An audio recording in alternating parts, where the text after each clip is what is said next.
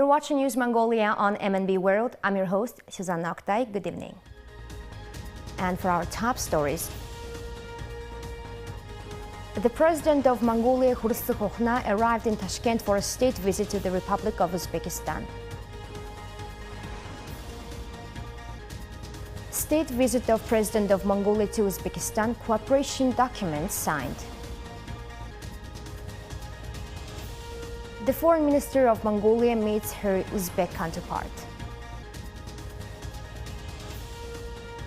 For other news, stay tuned.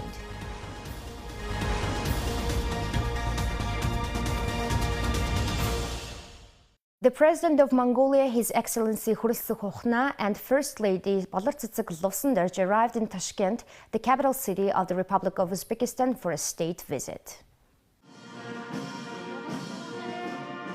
President Khurelsukh and the Mongolian delegation were greeted at Islam Karimov International Airport in Tashkent by the Prime Minister of the Republic of Uzbekistan, Abdullah Nigmatovich Aripov, the Minister of Foreign Affairs of Uzbekistan, Bakhtiyor Saidov, and non-resident Ambassador Extraordinary Plenipotentiary of Uzbekistan to Mongolia, Farhod Nuridinovich Arziev. This is the first state visit by the head of state of Mongolia since the establishment of diplomatic relations between Mongolia and the Republic of Uzbekistan on January 25th of 1992. Upon their arrival at the independent state of Uzbekistan, President Khurelsukh and the Mongolian delegation were greeted by the Honorary Guard of Uzbekistan. President Khurelsukh and First Lady Bolortsitsig paid their respects at the Independence Monument and laid a wreath. After the wreath-laying ceremony, the director of the History Museum of Uzbekistan, Janat Hamidovna Ismailova, briefly introduced the history of the Republic of Uzbekistan engraved on the museum walls. A joint statement on relations and cooperation between Mongolia and the Republic of Uzbekistan was signed by the President of Mongolia, Khurelsukh, and the President of the Republic of Uzbekistan, Shavkat Mirziyoyev. The state visit of President of Mongolia Khurelsukh to the Republic of Uzbekistan is ongoing. According to the Mansama news agency, the following documents were signed. Joint program for the development of trade, economic and investment cooperation between Mongolia and the Republic of Uzbekistan for 2024-2026 was signed by Deputy Prime Minister Mirsakhan Samboying on behalf of Mongolia and Deputy Prime Minister Jamshid Khodjayev on behalf of Uzbekistan. The 2024-2025 cooperation program between the Ministry of Foreign Affairs of Mongolia and the Ministry of Foreign Affairs of the Republic of Uzbekistan was signed by Foreign Minister Mrs. Bolortsitsig Batmukh on behalf of Mongolia and Foreign Minister Bakhtiyor Saidov from Uzbekistan. Foreign Minister Bolortsitsig Batmukh signed an intergovernmental agreement on cooperation in the tourism sector, and the chairman of the Tourism Committee, Umid Shadiev, on behalf of Uzbekistan.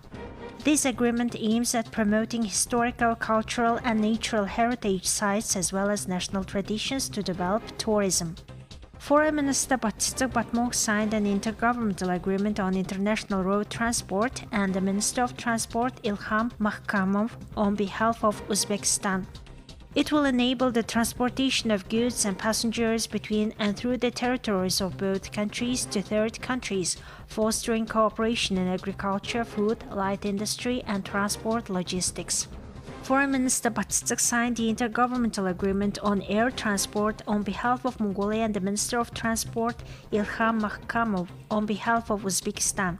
This agreement establishes a legal framework for direct flights between the two countries' airlines.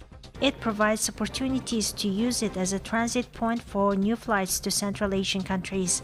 Moreover, the following cooperation documents were signed.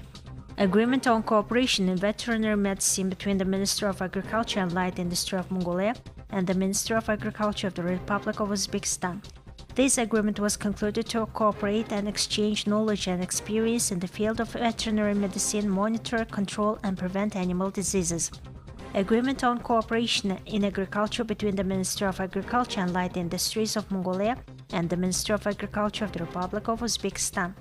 Agreement on cooperation in trade, economy, science, technology, culture, and humanities between the Governor's Office of the capital city of Mongolia and the Hokhimyat of Tashkent city of Uzbekistan. This agreement aims to support business owners of the two countries to be connected to strengthen the capacity of public servants, to exchange best practices and information, hold meetings on promoting national culture, history, and tradition between the people of the two countries. A cooperation document between the Mongolian National Academy of Sciences, the National Chamber of Commerce and Industry of Mongolia, and the Chamber of Commerce and Industry of Uzbekistan was also signed. Cooperation between the Monsama National News Agency of Mongolia and USEA National News Agency of Uzbekistan were also signed. And here's the Mongolian current affairs. The Foreign Minister of Mongolia, Batsitsig Batmukh, met the Foreign Minister of the Republic of Uzbekistan, Bakhtiyor Saidov, on June 23rd.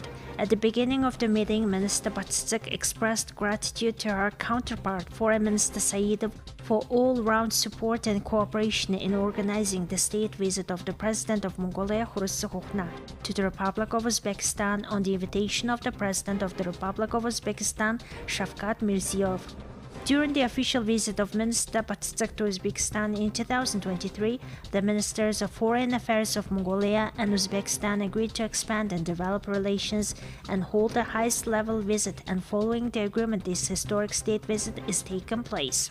The Foreign Minister of Mongolia, Batsitsig, emphasized that the opening of the Embassy of Mongolia in Tashkent during the state visit is a clear sign that our country attaches special importance to deepening the friendly relations with Uzbekistan, our important partner in Central Asia. The parties affirmed their commitment to continuing close cooperation for further intensifying the friendly relations and cooperation between Mongolia and Uzbekistan and enriching the mutually beneficial cooperation with new economic content. The government of Mongolia completed the renovation of a 21-megawatt thermal power plant in Birch village, Khinty province. The 40-year-old power plant's heat supply infrastructure underwent a comprehensive renovation, with 4 kilometers of heating lines and 2 heat transfer subcenters becoming operational. Prime Minister Oyerden attended the opening ceremony. The commissioning of the renovated power plant brings the following benefits. Approximately 448 households, enterprises, and official organizations will have access to reliable and continuous heat energy. The facility's thermal energy processing capacity will double. 48 new jobs have been created. And connecting households and businesses to the central heating network will reduce air pollution. The power plant originally opened in 1984 with an 18-megawatt capacity. Now let's take a look at the currency exchange rates provided by Bank.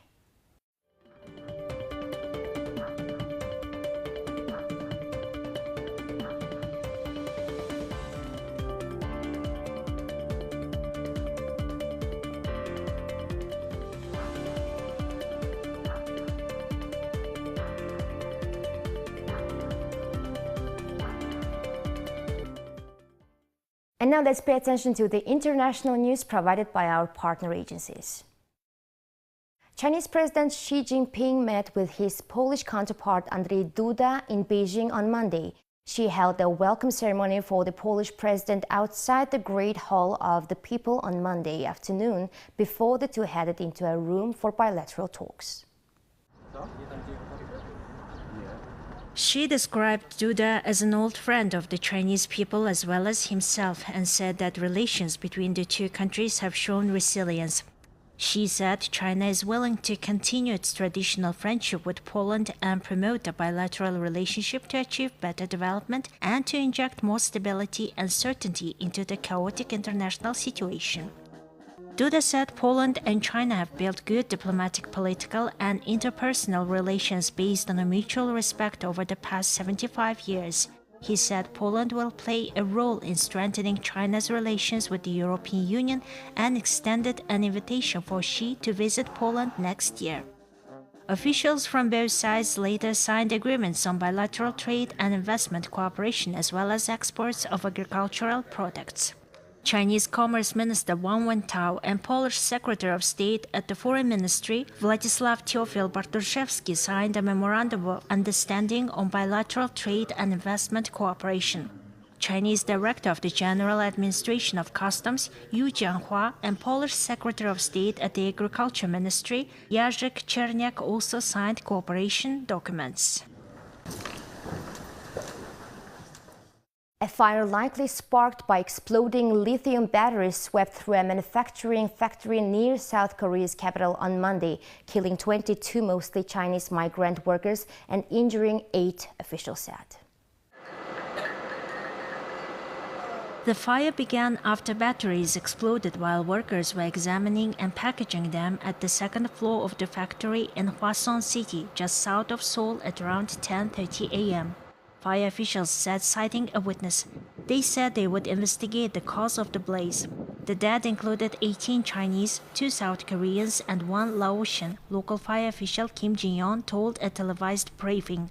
He said the nationality of one of the dead couldn't be immediately verified. In the past few decades, many people from China, including ethnic Koreans, have migrated to South Korea to seek jobs. Like other foreign migrants from Southeast Asian nations, they often end up in factories or in physically demanding and low-paying jobs shunned by more affluent South Koreans. Also, 1 factory worker remained out of contact and rescuers continued to search the site. Kim said that 2 of the 8 injured were in serious conditions. The fire started at one of the factory buildings owned by a company named Aricel. Kim said the victims likely failed to escape via stairs to the ground. He said that authorities will investigate whether there were fire extinguishing systems at the site and if they worked. Kim said a total of 102 people were working at the factory before the fire occurred. Prime Minister Han Duck-soo, the country's number 2 official, and Interior and Safety Minister Lee Sang-min visited the site later Monday. Han asked officials to provide government assistance for funeral services and support programs for victims' relatives, according to Han's office. The reconnected U.S.-built pier off the coast of the war-torn Gaza Strip cannot supply Palestinians with anywhere near the level of aid they need, the head of the World Health Organization's Eastern Mediterranean region said Monday.